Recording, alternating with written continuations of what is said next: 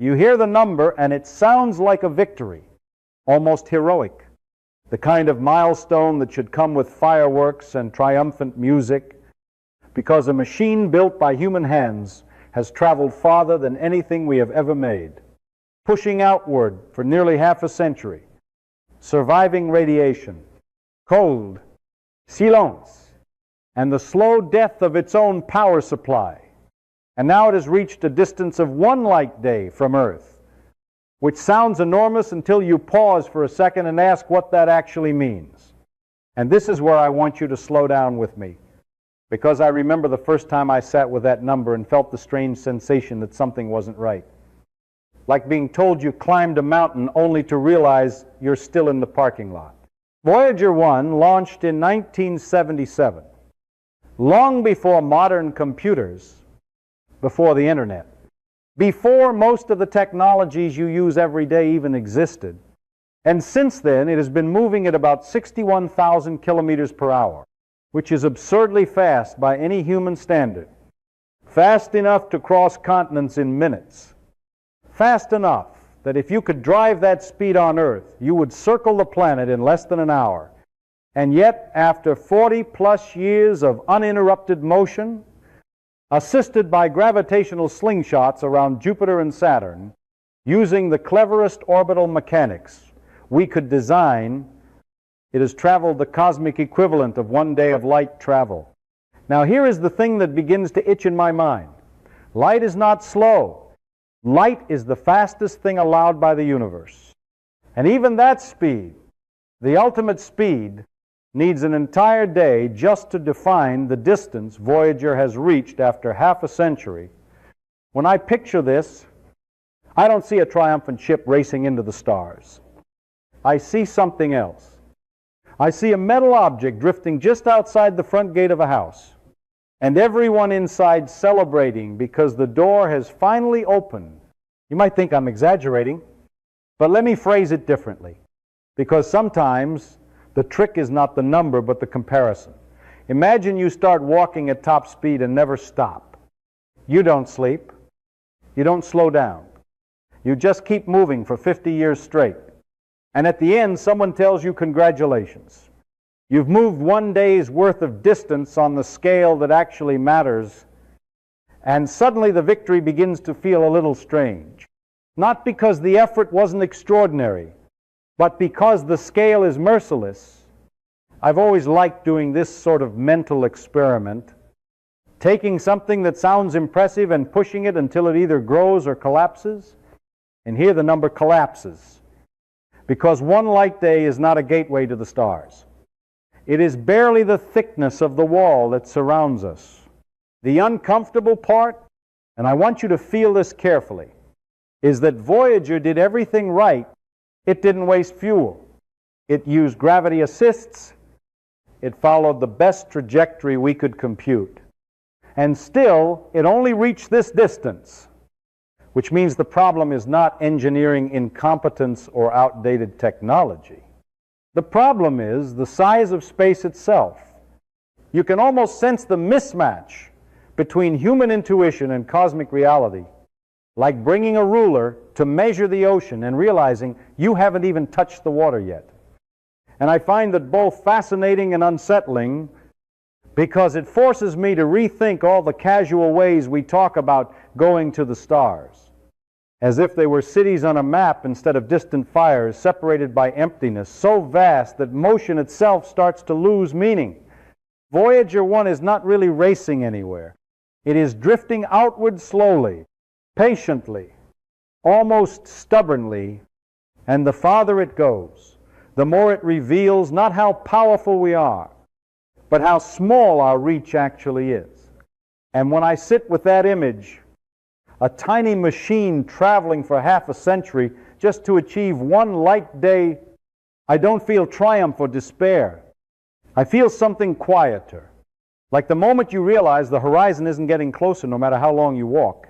The real problem, I think, begins with a word, and it's a deceptively friendly one, because we say light year with the same casual tone we use for kilometer or mile. And when you hear that astronomers discovered a planet 100 light years away, something in your mind quietly assumes that this is just a long trip. Difficult perhaps, but still a trip. Something you could imagine crossing if only you had a faster engine, a better ship, a bit more patience. And I want you to notice how sneaky that is, because the word itself contains year, and your brain immediately associates it with time, with duration, with something that can pass, something you can endure. But a light year is not time at all. It is distance, and not just any distance. It is a distance so absurdly large that our intuition stops working and quietly replaces reality with something more comfortable. 1 light year is about 4 trillion kilometers. And that number sounds impressive until you try to hold it in your head, at which point it dissolves into abstraction. Because the human brain is not designed to grasp trillions. We barely manage thousands. Millions already feel vague.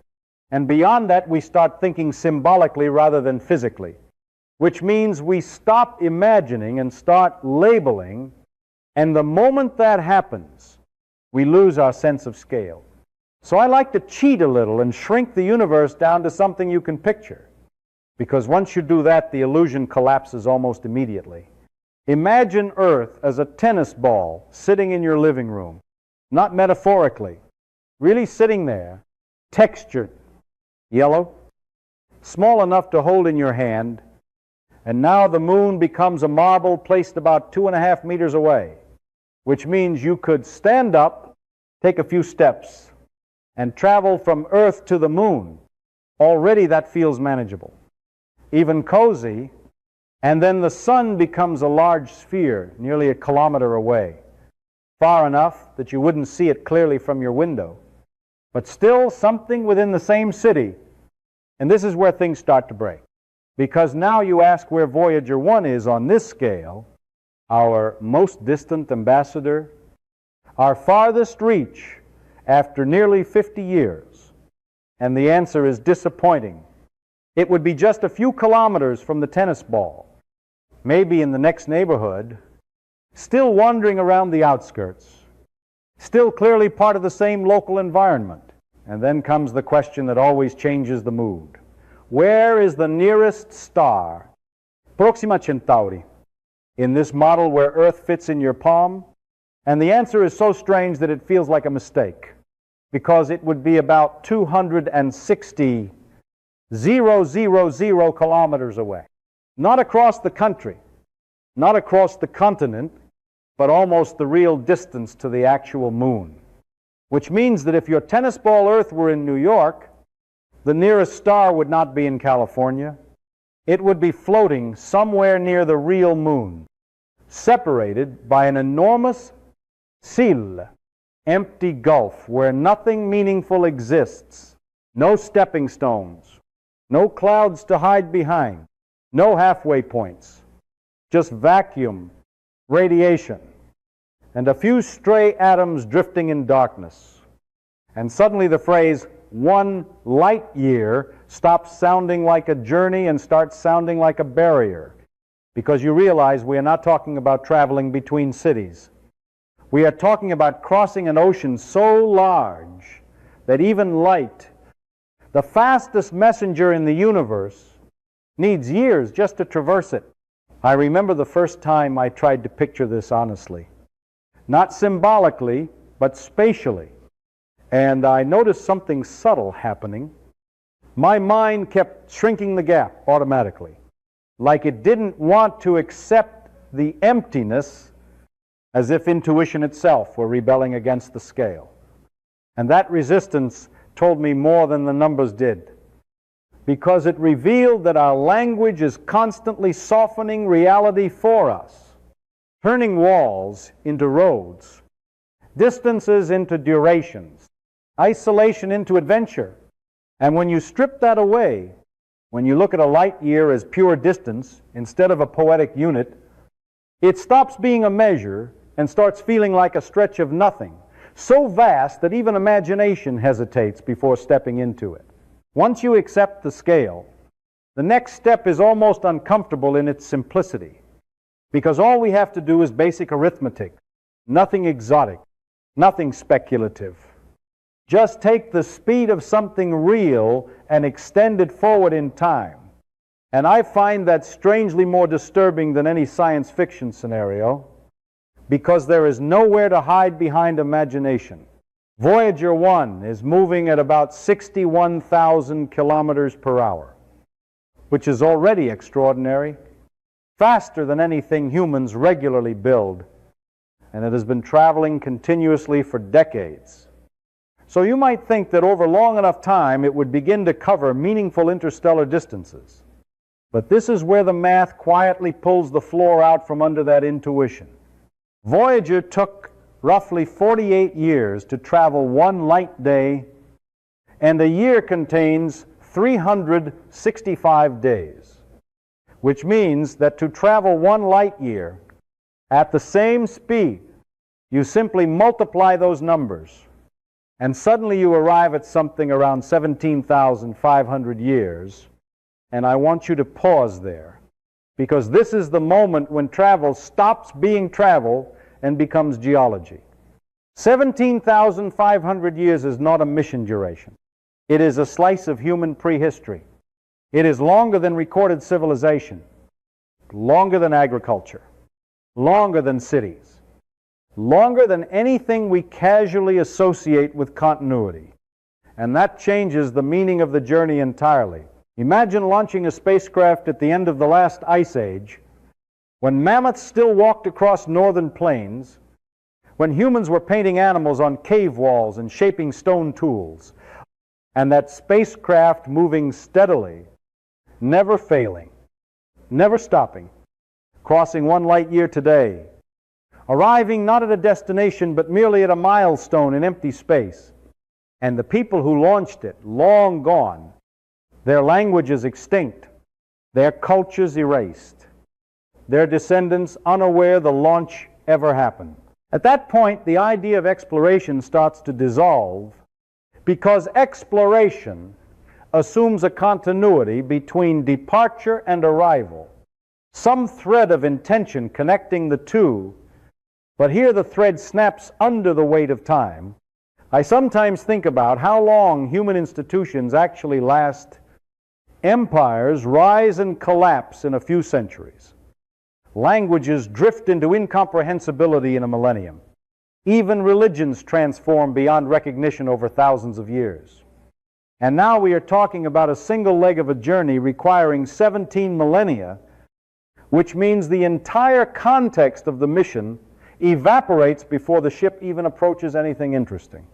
And remember, that is just one light year, while the nearest star system is more than 4 light years away, which means you take that already absurd number and multiply it again.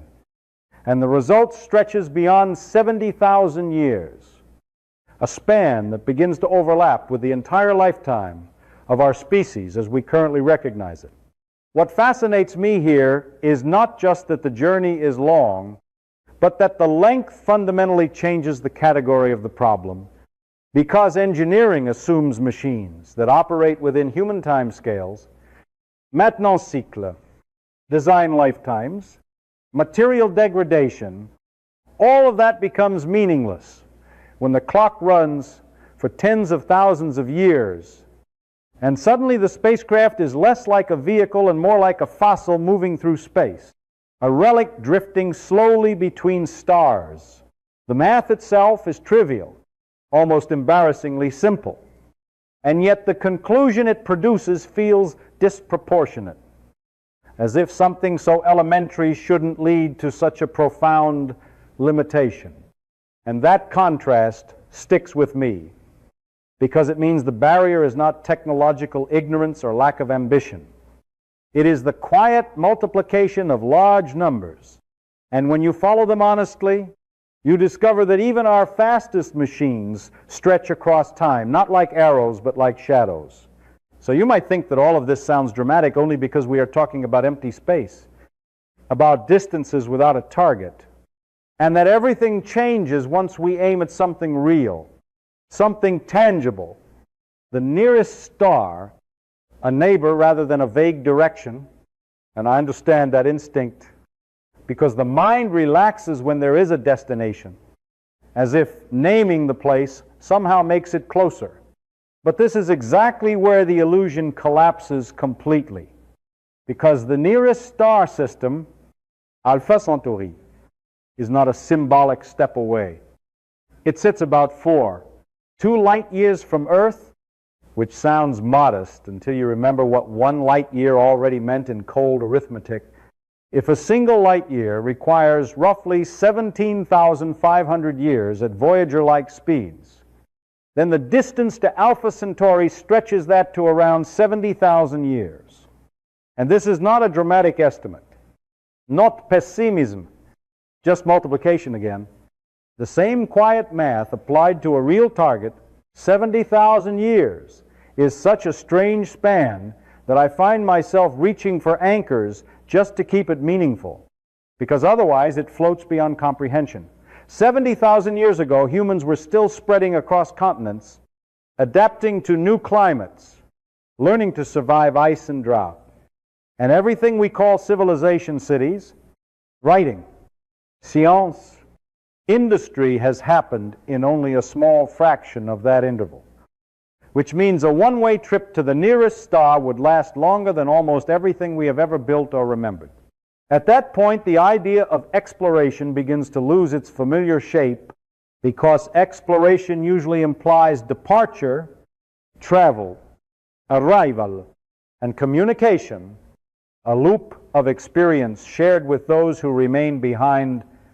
But when the travel time alone exceeds the lifespan of civilizations, the loop breaks, and what remains is more like a message thrown into the future without an audience.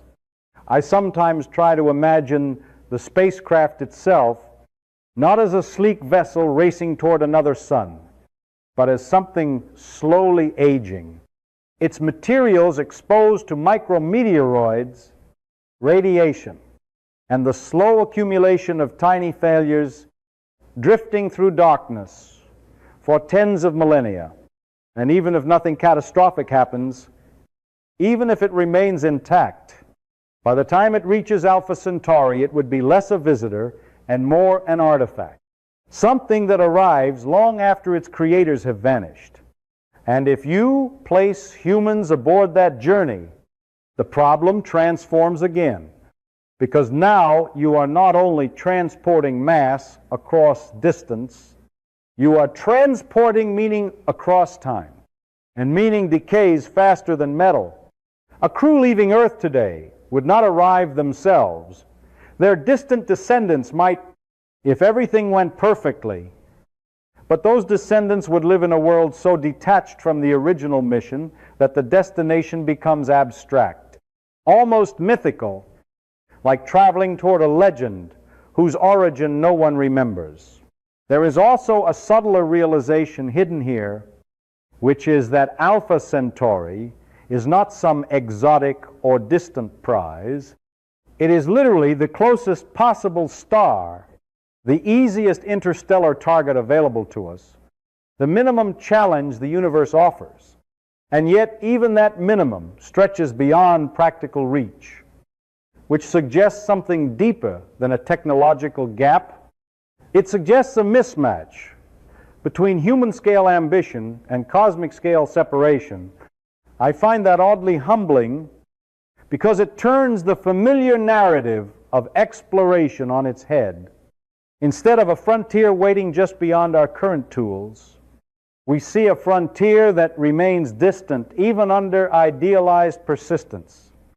And the nearest star stops looking like the first step outward and begins to resemble a lighthouse seen across an ocean so wide that sailing toward it becomes indistinguishable from drifting. When people first confront these time scales, they reach for what seems like an elegant solution, and I admit I used to find it elegant too.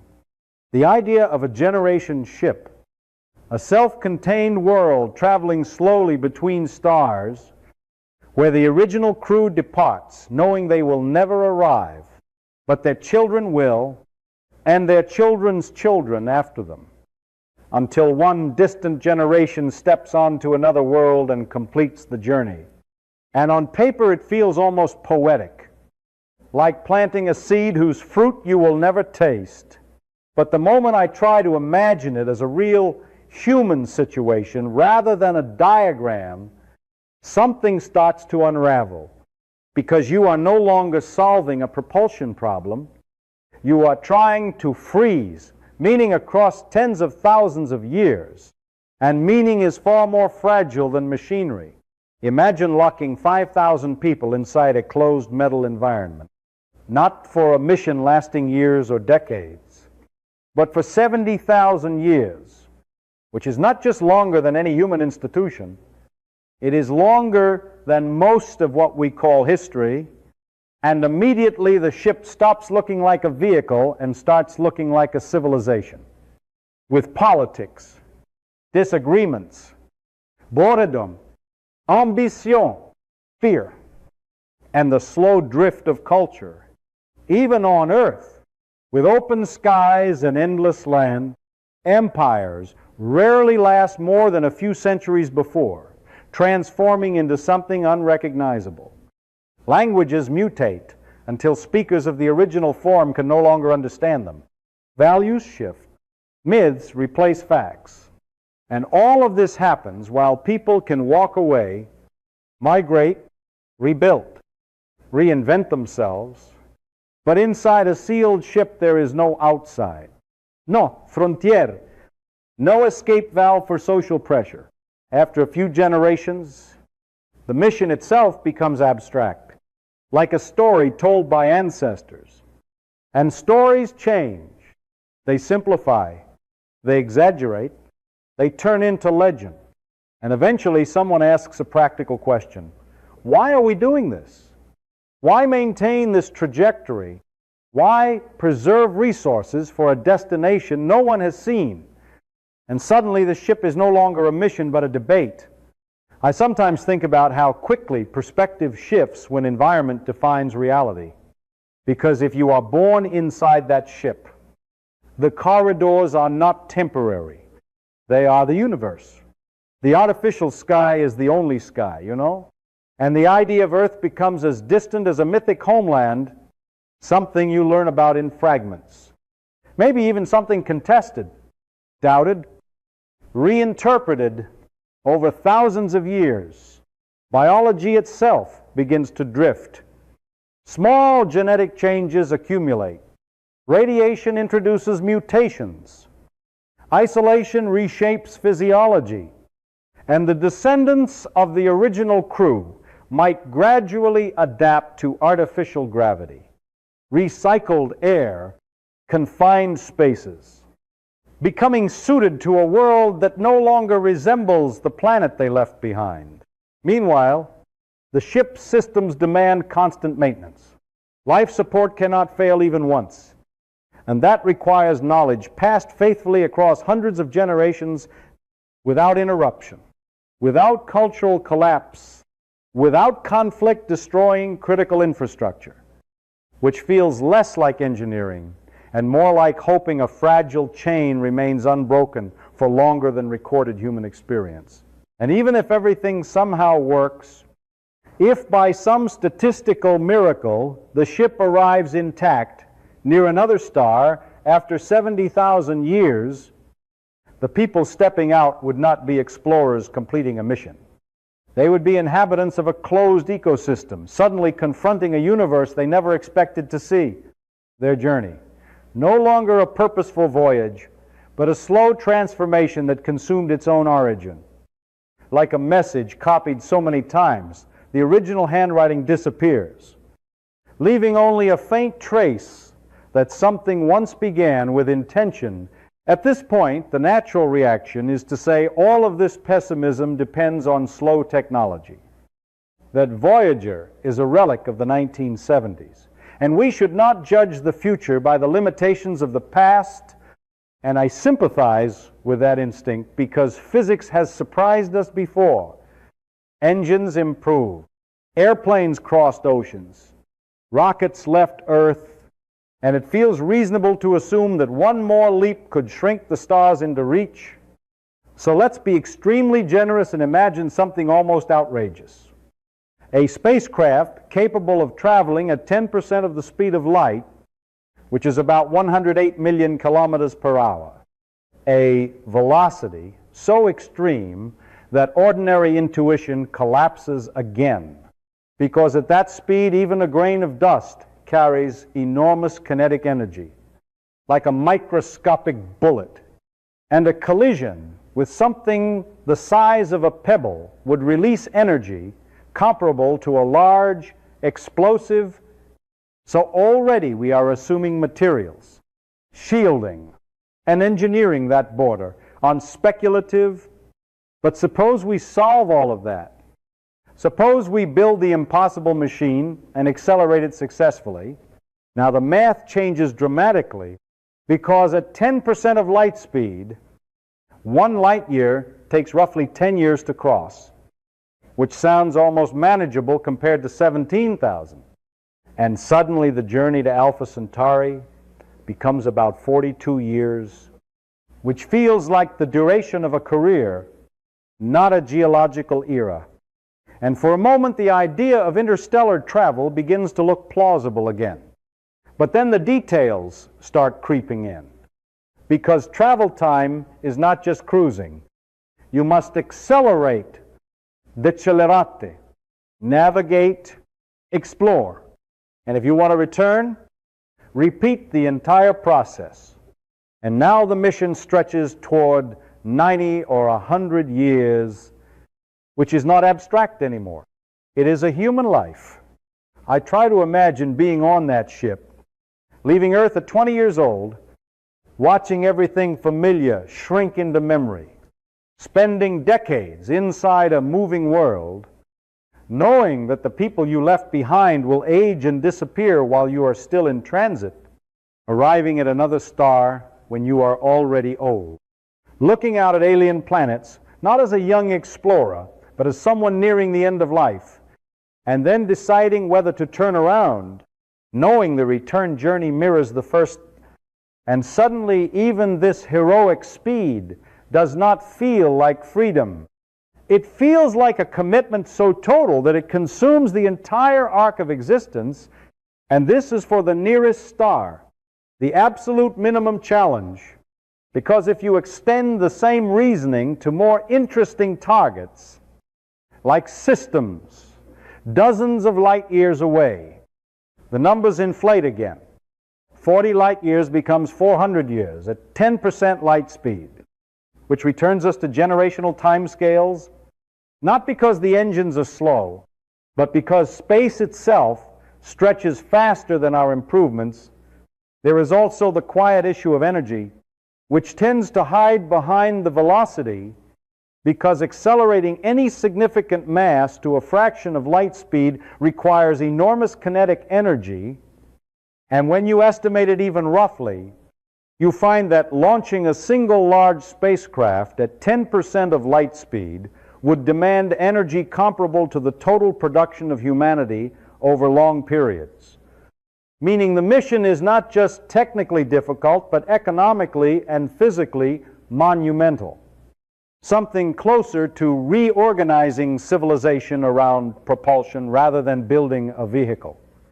What fascinates me is how the dream survives until the very end of the calculation and then gently fades, not through catastrophe, but through accumulation. Years adding to decades, decades to lifetimes, lifetimes to centuries, until the idea of casually visiting another star dissolves into something closer to exile. A journey where speed no longer feels like motion, but like a long, irreversible commitment to distance. There is another detail that quietly reshapes everything. And it comes from something we rarely picture when we talk about leaving the solar system, because we tend to imagine a clean boundary, like crossing an ocean and finally stepping onto another continent. But the solar system does not end where planets stop. It fades gradually into a vast spherical halo of icy debris known as the Oort cloud, a region so enormous that its outer edge may extend nearly a light year from the sun, which means that the territory gravitationally tied to our star is already comparable to the distance between stars themselves. When I first tried to visualize this, I realized that even if Voyager has technically left the heliosphere, the bubble of solar wind, it has not really left home in any meaningful gravitational sense. It is still wandering inside the sun's extended domain, like someone who walks past the city limits but remains inside the country. At its current speed, Voyager will take centuries just to reach the inner regions of the Oort cloud and tens of thousands of years to cross it, which means that for the next 30,000 years or so, our most distant spacecraft will still be moving through the outskirts of our own system, not yet in truly independent interstellar space. And that changes the emotional picture completely, because instead of imagining humanity stretching toward the stars, you begin to see us inching slowly across our own front yard. I find something humbling in that realization, because it strips away the idea that we have already begun interstellar travel, replacing it with something quieter, more tentative, like testing the depth of water with a toe. And when you combine that with the distances between stars, the question that inevitably appears is the one people often phrase simply, where is everybody? If the Milky Way contains billions of stars, and perhaps many civilizations, why is the sky silent? Why no visitors, no signals, no evidence of cosmic traffic? And one possible answer emerges naturally from the numbers we have been staring at. Maybe everyone is trapped the same way we are, separated by distances that convert communication into centuries and travel into epochs.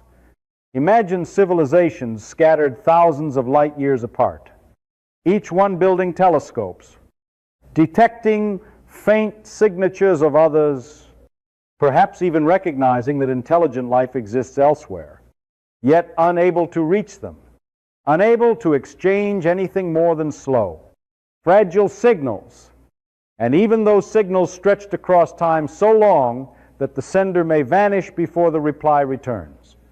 In that picture, the galaxy is not a network, but a collection of isolated islands, each illuminated by its own brief flare of intelligence, aware of others, yet permanently separated, like candles burning in a vast dark hall. Visible, but intouchable.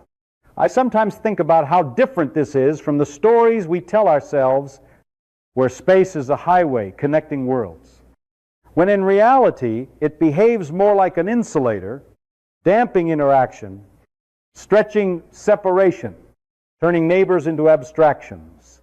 And this leads to a conclusion that feels both sobering and strangely clarifying, because if interstellar escape is so difficult, if even our fastest probes barely leave the sun's extended reach, then the idea that humanity can simply abandon Earth and relocate elsewhere begins to look less like a plan and more like a comforting myth. The distances are not just large, they are protective in a way, locking us into the environment that produced us, making our planet not a temporary launch pad, but a rare and irreplaceable habitat. And when I sit with that thought, the stars above stop feeling like destinations and start resembling distant lanterns, suspended in a cathedral ceiling. Beautiful, inspiring, but forever beyond reach, while everything that matters remains quietly contained within the fragile sphere we already inhabit.